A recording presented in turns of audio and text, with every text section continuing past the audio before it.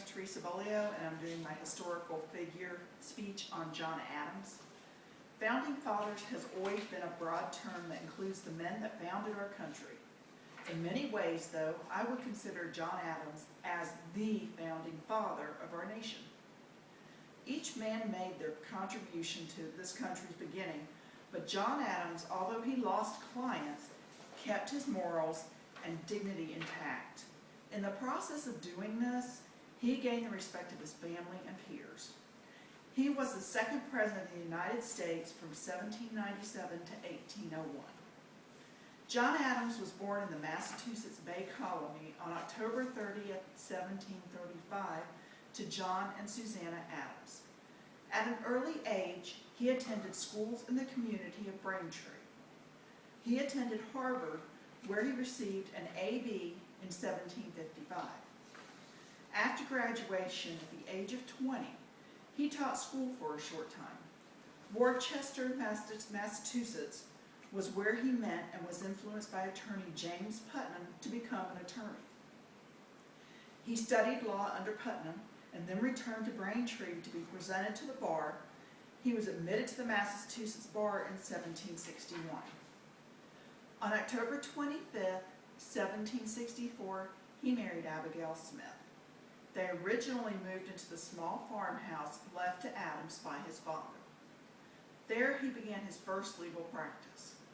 This is where their first son, John Quincy Adams, was born. John Adams was the first president to have his son become president also. They had a total of 5 children. They ended up moving to Boston, where he joined a well-established law firm and became a prominent attorney. John's relationship with Abigail was one of mutual respect and love. They weren't just husband and wife, they were also friends. As I see it then, Abigail and John have much to teach us about both the reasons for that improbable success called the American Revolution and the equally startling capacity for a man and woman, husband and wife, to sustain their love over a lifetime filled with daunting challenges. When they met, there was a mutual attraction. Throughout their life together, while they were apart, they wrote over 1,200 letters to each other.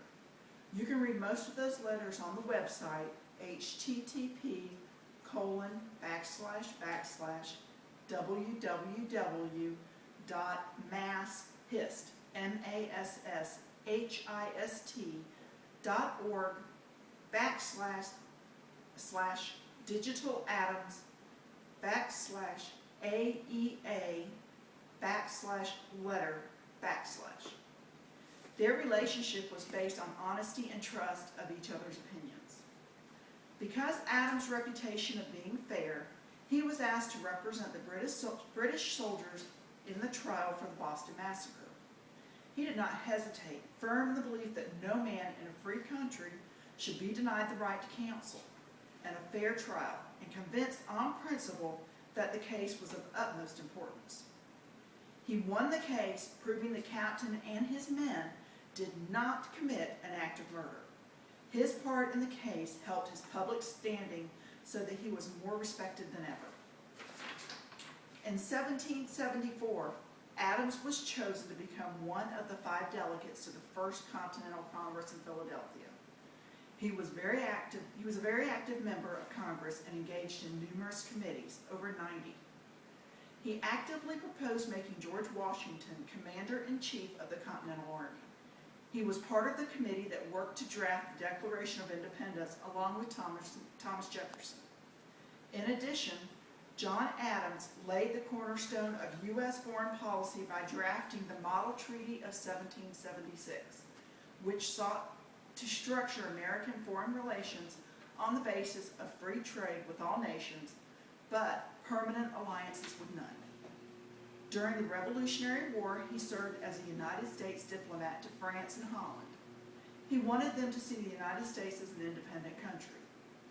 Congress sent Adams to Paris to negotiate treaties of peace and commerce with Great Britain.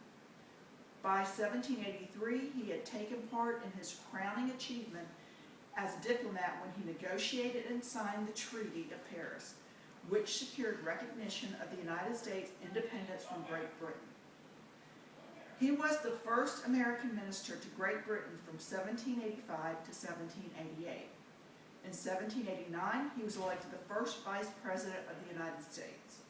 The president at that time was George Washington. He served as Vice President from 1789 to 1797. In 1788, he was elected the second President of the United States.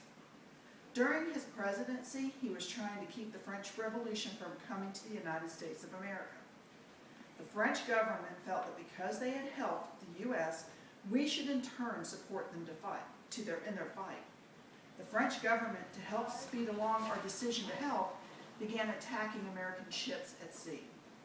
The president sent ministers to France to try to talk peace, but France would only talk to them if the United States paid them $250,000. John Adams refused to pay this bribe, and this became known as the XYZ affair. While many officials capitalized on this hysteria for their own political gain, John Adams' honesty and integrity led him to put nation before party. Adams was able to avoid war by building up the American Navy to protect our ships at sea.